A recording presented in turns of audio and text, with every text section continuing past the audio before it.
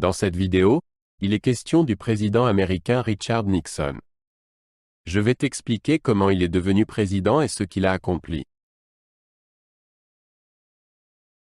Richard Nixon est né le 9 janvier 1913 à Yorba Linda, en Californie.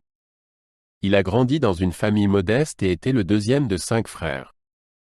La famille Nixon travaillait dur dans son verger de citron, et il a appris dès son jeune âge la valeur du travail acharné. Il a fréquenté le Whittier College puis la faculté de droit de l'université Duke, où il a obtenu son diplôme en droit. Ses expériences de jeunesse ont façonné sa détermination et son intérêt pour la politique. Pendant la Seconde Guerre mondiale, Nixon a servi dans la marine américaine. Il a été nommé lieutenant et a servi dans le Pacifique Sud en tant qu'officier logistique. Son service militaire l'a aidé à développer des compétences en leadership et un sens du devoir. Après la guerre, il est retourné en Californie et a repris sa pratique du droit.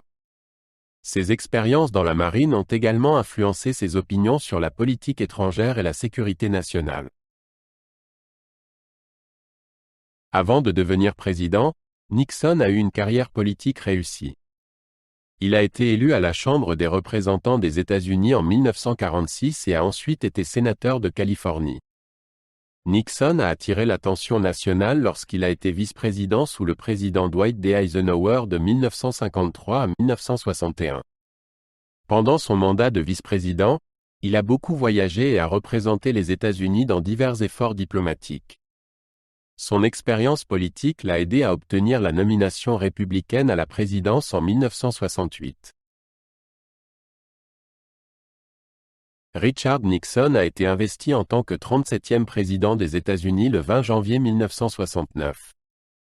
Il a pris ses fonctions à une époque de troubles sociaux et de division dans le pays. Nixon a promis de rétablir la loi et l'ordre et de rassembler une « majorité silencieuse » d'Américains désireux de stabilité. Sa présidence a commencé par un accent sur les questions intérieures, y compris l'économie et les droits civiques. Le style de leadership de Nixon était caractérisé par son désir de se connecter avec le peuple américain. La politique étrangère de Nixon a été marquée par des réalisations significatives, notamment dans les relations avec la Chine et l'Union soviétique. En 1972, il a effectué une visite historique en Chine, devenant le premier président en exercice à le faire. Cette visite a ouvert des relations diplomatiques entre les deux pays et a modifié l'équilibre mondial des pouvoirs. Nixon a également poursuivi une politique de détente avec l'Union soviétique, conduisant à des accords de contrôle des armements. Ces efforts en politique étrangère ont contribué à réduire les tensions pendant la guerre froide. Les politiques intérieures de Nixon se sont concentrées sur diverses questions, y compris l'économie et la protection de l'environnement. Il a mis en œuvre des contrôles des salaires et des prix pour lutter contre l'inflation et améliorer l'économie. Nixon a également créé l'Agence de protection de l'environnement, EPA, en 1970 pour traiter les préoccupations environnementales. Son administration a adopté plusieurs lois importantes, y compris la loi sur l'air pur et la loi sur l'eau propre. Les politiques intérieures de Nixon visaient à équilibrer la croissance économique avec la responsabilité sociale. Le scandale du Watergate a été un événement majeur durant la présidence de Nixon.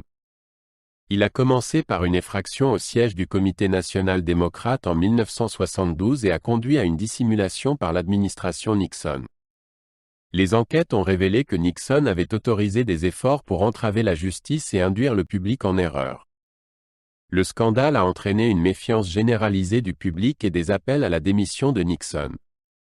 En août 1974, face à une procédure de destitution, Nixon est devenu le premier président américain à démissionner. Richard Nixon est remembered pour son héritage complexe, qui comprend à la fois des réalisations significatives et de grandes controverses. Ses succès en politique étrangère, notamment avec la Chine et l'Union soviétique, sont souvent salués. Cependant, le scandale du Watergate a éclipsé de nombreuses réalisations et a conduit à une perte de confiance du public dans le gouvernement. La présidence de Nixon a soulevé des questions importantes sur l'éthique et la responsabilité en politique. Son héritage continue d'être étudié et débattu par les historiens et les politologues. Après avoir démissionné de la présidence, Nixon s'est retiré dans sa maison du New Jersey. Il a écrit plusieurs livres, y compris ses mémoires, et a travaillé à restaurer sa réputation. Nixon a également voyagé à l'international et s'est engagé dans la diplomatie, rencontrant des dirigeants mondiaux. Il est resté actif dans la vie publique et a continué à commenter des questions politiques. Nixon est décédé le 22 avril 1994, laissant derrière lui un héritage compliqué dans l'histoire américaine.